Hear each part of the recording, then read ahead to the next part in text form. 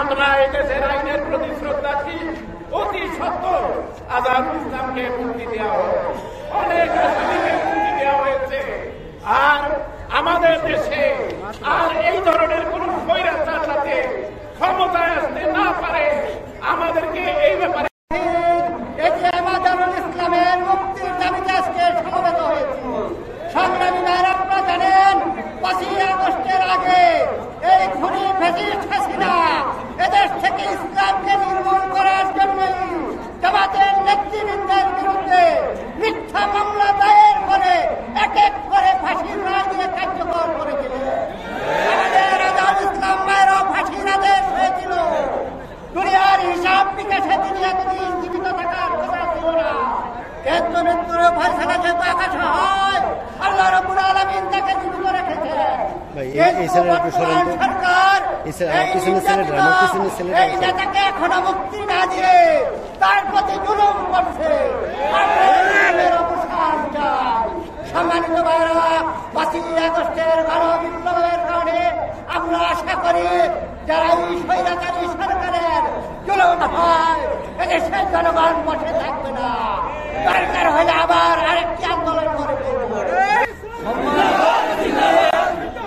আজকের এখন গুরুত্বপূর্ণ বক্তব্য দিয়েছেন। সম্মানিত ভাইরা, আপনাদের কাছে প্রশ্ন করতে চাই, আপনাদের মাধ্যমে আমরা প্রধান উপদেষ্টা সহ উপদেষ্টা মন্ত্রীর কাছে জানতে চাই, তারা শপথ নেওয়ার পরে এই ক্যাঙ্গারু ট্রাইব্যুনালকে অবৈধ বললেন, হাইকোর্টের সমস্ত বিচারপতিকে ঘাট সরে নেমে দেওয়া হয়েছে, তাহলে আজহার ভাইয়ের অবৈধ ট্রাইব্যুনালের রায় কিভাবে বাস্তবায়ন থাকে?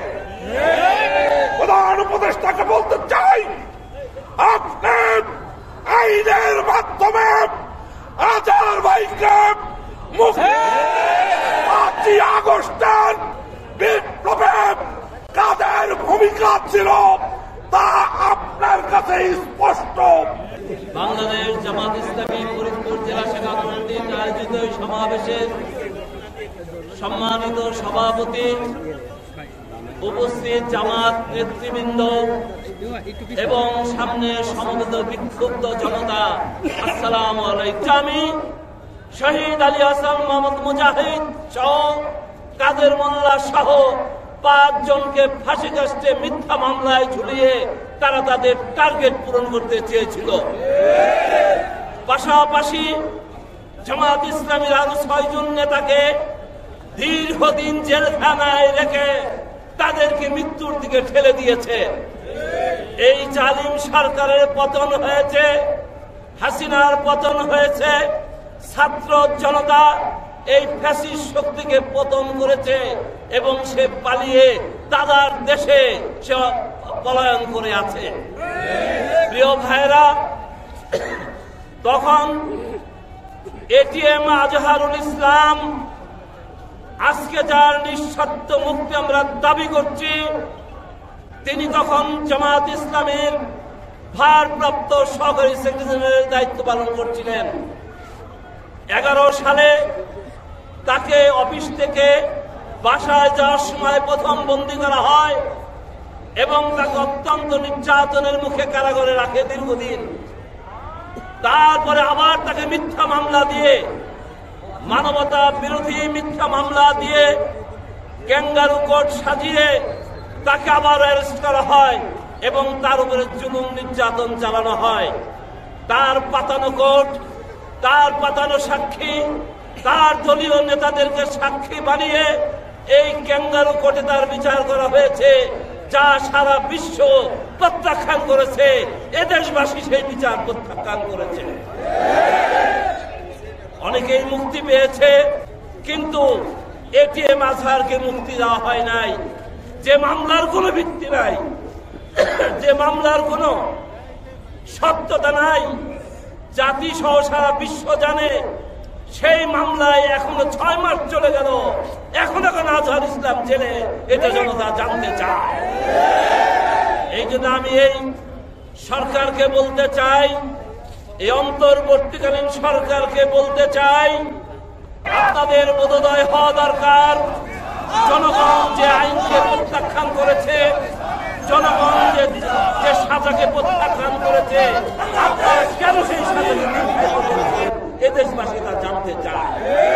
আমি আজকে আহ্বান জানাবো এই সরকারকে অনতি বিলম্বে, দেরি না করে, জনরোষে পড়ার পূর্বেই এটিএম আজহারুল ইসলামকে মুক্তি দেওয়া হোক।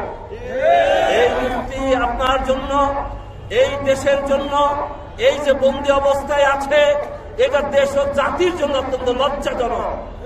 এই লজ্জা থেকে জাতিকে আপনি মুক্তি করুন। আমরা এই কেয়ারটেকার সরকারকে একথা বলতে চাই। আমরা সুশৃঙ্খল ভাবে যে আন্দোলন শুরু করেছিলেন মুক্তির দাবিতে, মুক্ত না হওয়া পর্যন্ত ইনশাআল্লাহ এই আন্দোলন আমাদের চলতে থাকবে। আল্লাহ হাফেজ।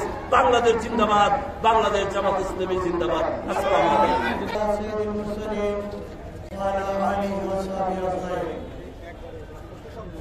সারা বাংলাদেশ কর্তৃক আয়োজিত আজকের এই অনুষ্ঠিত মহাবিক্ষোভ সমাবেশের সভাপতি, উপস্থিত কেন্দ্রীয় নেতৃবৃন্দ, উপস্থিত ইসলামী আন্দোলনের সংগ্রামী সাথী বন্ধুগণ, আসসালামু আলাইকুম ওয়া রাহমাতুল্লাহি ওয়া বারাকাতুহু।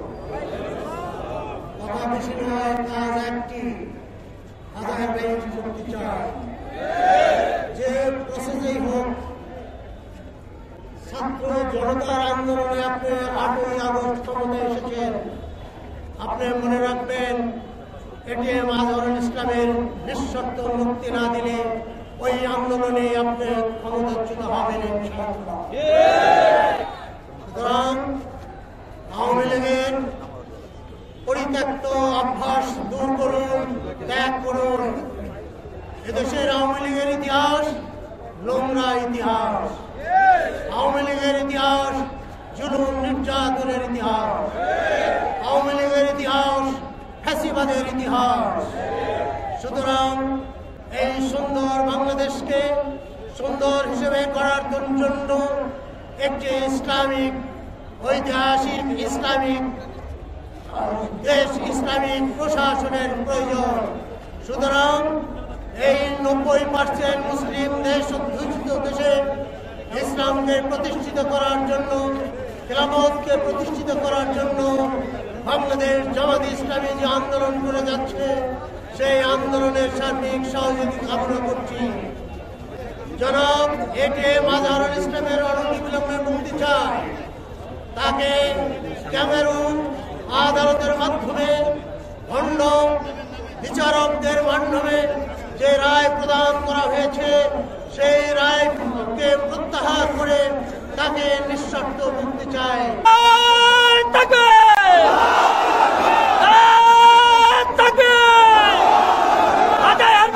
মুক্তি চাই, মুক্তি মুক্তি মুক্তি চাই, মুক্তি চাই। সম্মানিত সভাপতি,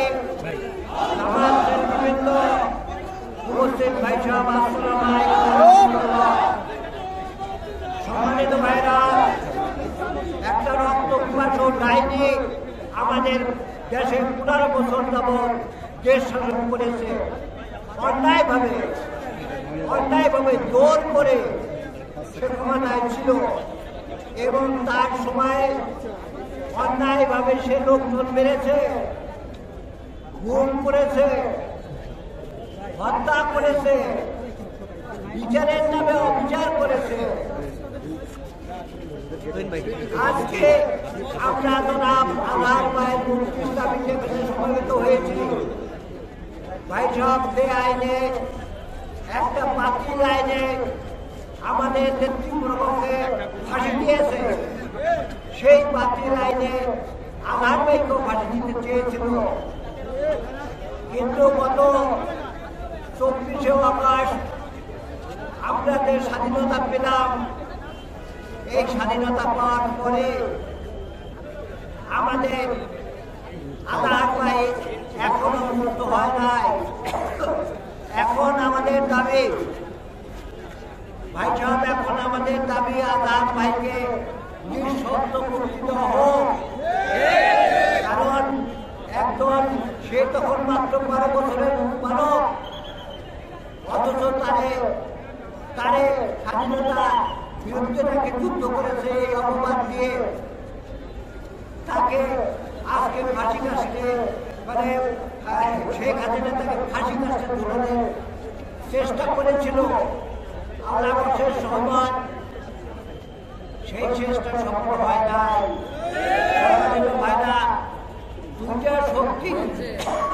দুইটা শক্তিকে আপনাদের চিনতে হবে, ভারত এবং আওয়ামী লীগ। ভারত এবং আওয়ামী লীগ হল আমাদের শত্রু।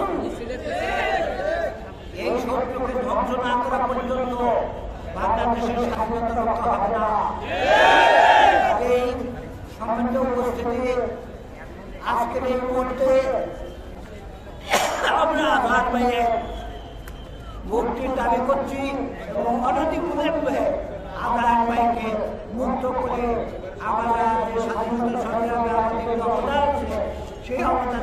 কাজে অন্তর্বর্তীকালীন সরকারকে আমি বলতে চাই, মানুষের ভাষা বোঝার চেষ্টা করবে। বাংলাদেশে কোন বৈষম্য থাকতে পারবে না।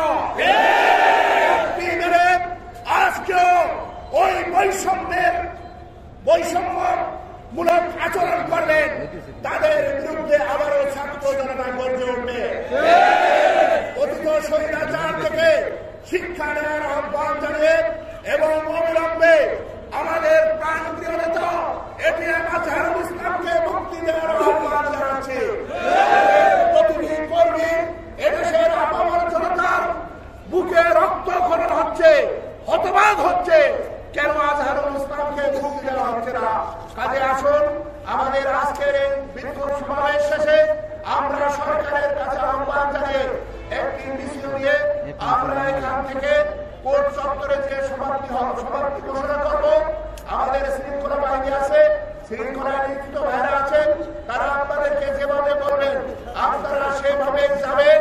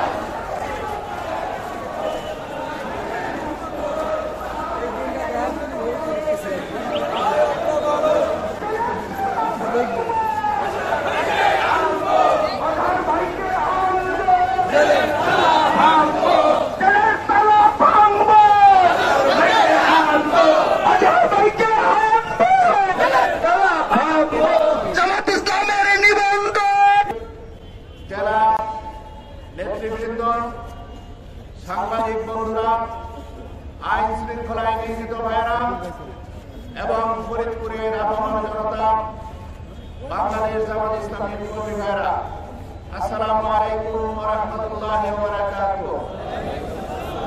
সংগ্রামী ভাইয়েরা, এই অন্তর্বর্তীকালীন সরকারের আজকের বয়স হল 6 মাস 10 দিন। বর্তমান সরকারের আমলে এই প্রথম আজকে জামাত ইসলামী রাজপথে নামতে বাধ্য হয়েছে। আমরা 6 মাস 10 দিন অপেক্ষা করেছি। স্বৈরাচারী শেখ হাসিনার পতনের পর দেশবাসী আশা করেছিল তারা সকল প্রকার জুলুম নির্যাতন থেকে উদ্ধার পাবে। যারা মিথ্যা মামলায় কারাগারে আটক ছিলেন তারা মুক্তি পাবেন। শেখ হাসিনার পতনের পর অনেকে মুক্তি পেলেও মুক্তি পাননি জামাতের সহকারী সেক্রেটারি জেনারেল মজলুম জননেতা এটিএম আজহারুল ইসলাম। অন্তর্বর্তী সরকারের দায়িত্ব গ্রহণের 6 মাস 10 দিন অতিবাহিত হতে যাচ্ছে। দেশের মানুষ আশা করেছিলেন এই সময়ের মধ্যেই জনাব এটিএম আজহারুল ইসলাম মুক্তি পাবেন, কিন্তু তার মুক্তি না পাওয়ায় দেশবাসী বিস্মিত এবং হতবাক। আজ 18ই ফেব্রুয়ারি আমরা বাংলাদেশ জামাত ইসলামীর এই কর্মসূচি গ্রহণ করতে বাধ্য হয়েছে।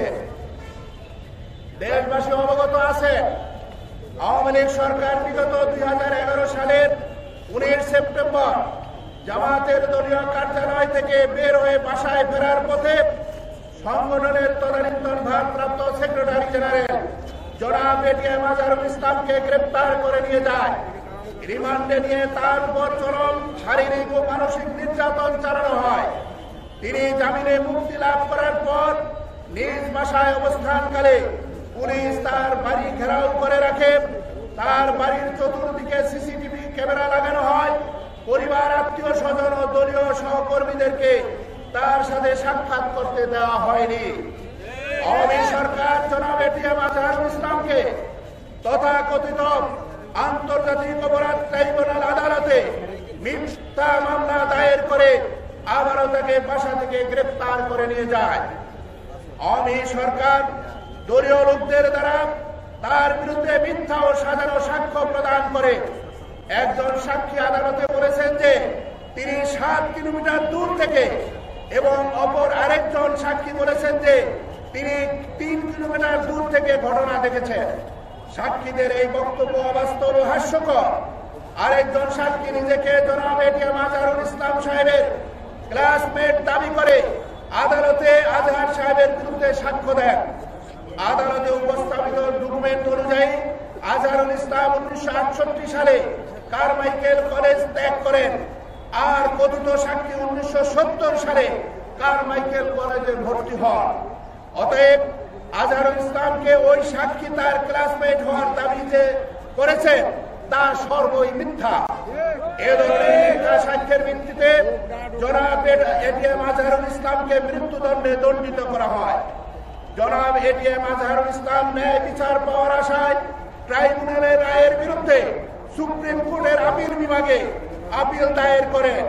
আপিল বিভাগের 4 জন বিচারপতির মধ্যে 3 জন বিচারপতি ট্রাইব্যুনালের রায় বহাল রাখলেও একজন বিচারপতি এই রায়ের সাথে দ্বিমত পোষণ করেন। জনাব এটিএম আজহারুল ইসলাম সেখানেও ন্যায় বিচার থেকে বঞ্চিত হন। 2024 সালে ছাত্র জনতার গণ অভ্যুত্থানের মুখে স্বৈরাচারী শেখ হাসিনা পদত্যাগ করে দেশ থেকে পালিয়ে যায়। দেশ স্বৈরাচারের কবল থেকে মুক্তি লাভ করে রাজনৈতিক মিথ্যা মামলায় হেসিন সরকারের গ্রেপ্তার কিন্তু অনেক নেতা কর্মী মুক্তি লাভ করেন। রাষ্ট্রপতির আদেশে অনেককে তৎক্ষণাৎ মুক্তি দেওয়া হয়। দেশবাসী আশা করেছিল যে চরম জুলুম নির্যাতনের শিকার জনাব এটিএম আজহারুল ইসলাম স্বৈরাচার মুক্ত বাংলাদেশে মুক্তি পাবেন, মুক্তি লাভ করবেন। কিন্তু অন্তর্বর্তী সরকার ক্ষমতা গ্রহণের 6 মাস 10 দিন অতিবাহিত হওয়া সত্ত্বেও জনাব এটিএম আজহারুল ইসলাম মুক্তি লাভ করেননি। জামাত স্বৈর শাসনকে জুলুম এবং নির্যাতনের শিকার হয়েছেন, আর স্বৈরাচার মুক্ত বাংলাদেশে জামাতে ইসলামী এখনো বৈষম্যের শিকার। দেশে শেখ হাসিনার শাসনামলে বিচারিক কার্যক্রম সমূহ সারা বিশ্বে বিতর্কিত, প্রশ্নবিদ্ধ, প্রত্যাখ্যাত। সরকারের আমলে গ্রেপ্তারকৃত, স্বৈরাচারের আমলে গ্রেপ্তারকৃত জনাব এটিএম আজহারুল ইসলামকে কারাগারে আটক রাখা তার প্রতি চরম জুলুম ও অন্যায়, আর অন্যায় ছাড়া আর কিছুই নয়। বেশিরভাগ মুক্ত বাংলাদেশে তাকে এখনো আটক রাখা জাতি বিস্মিত ও হতবাক। দেশবাসী স্বৈরাচারের কবল থেকে পরিপূর্ণভাবে মুক্তি চায়। এই পরিস্থিতিতে জামাত ইসলামীর সহকারী সেক্রেটারি জেনারেল জনাব এটিএম আজহারুল ইসলামকে অবিলম্বে মুক্তি দেওয়ার জন্য আমরা অন্তর্বর্তীকালীন সরকারের প্রতি জোর দাবি জানাচ্ছি।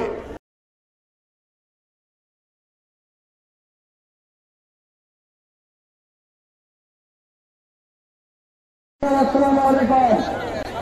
আপনারা জানেন আজকে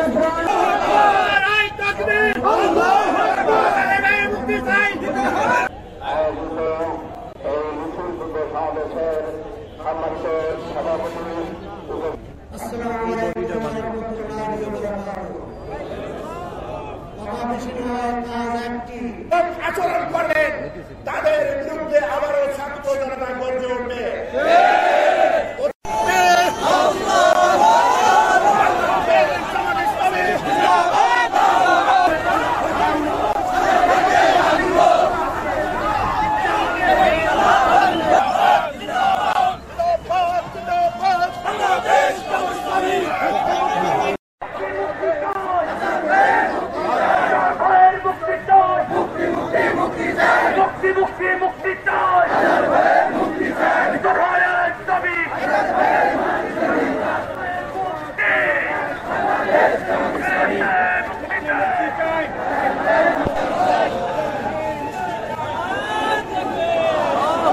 সমাজ প্রতিষ্ঠার আন্দোলনে আমাদের আমিরে জামাত মানবিক নেতা এগুলো আমরা বিশ্বাস করি না, আমরা মানি না। দরকার হলে আবার আরেকটি আন্দোলন করে আমরা সর্বশেষ এখন গুরুত্বপূর্ণ বক্তব্য দিয়েছেন। আসসালামু আলাইকুম ওয়া রাহমাতুল্লাহ। সম্মানিত ভাইরা, আপনাদের কাছে প্রশ্ন করতে, এই জালিম সরকারের পতন হয়েছে, হাসিনার পতন হয়েছে, ছাত্র জনতা এই ফ্যাসিস্ট শক্তিকে পতন করেছে এবং সে পালিয়ে দাদার দেশে সে পলায়ন করে আছে। জোর করে সে ক্ষমতায় ছিল এবং তার সময় অন্যায়ভাবে সে লোকজন মেরেছে। বর্তমান সরকারের আমলে এই প্রথম আজকে জামাত ইসলামী রাজপথে নামতে বাধ্য হয়েছে। আমরা 6 মাস 10 দিন অপেক্ষা করেছি। স্বৈরাচারী শেখ হাসিনার পতনের পর দেশবাসী আশা করেছিল তারা সকল প্রকার জুলুম নির্যাতন থেকে উদ্ধার পাবে। বাংলাদেশ জামাত ইসলামীর সহকারী সেক্রেটারি জেনারেল জনাব এটিএম আজহারুল ইসলামের মুক্তির দাবিতে ফরিদপুর জেলা শাখা কর্তৃক আয়োজিত আজকের এই বিক্ষোভ মিছিল পূর্ব সমাবেশে উপস্থিত আজকের প্রধান অতিথি বাংলাদেশ জামাত ইসলামীর কেন্দ্রীয় কর্মপরিষদ সদস্য জনাব মোহাম্মদ আনোয়ার হোসেন, বিশেষ অতিথিবৃন্দ, উপস্থিত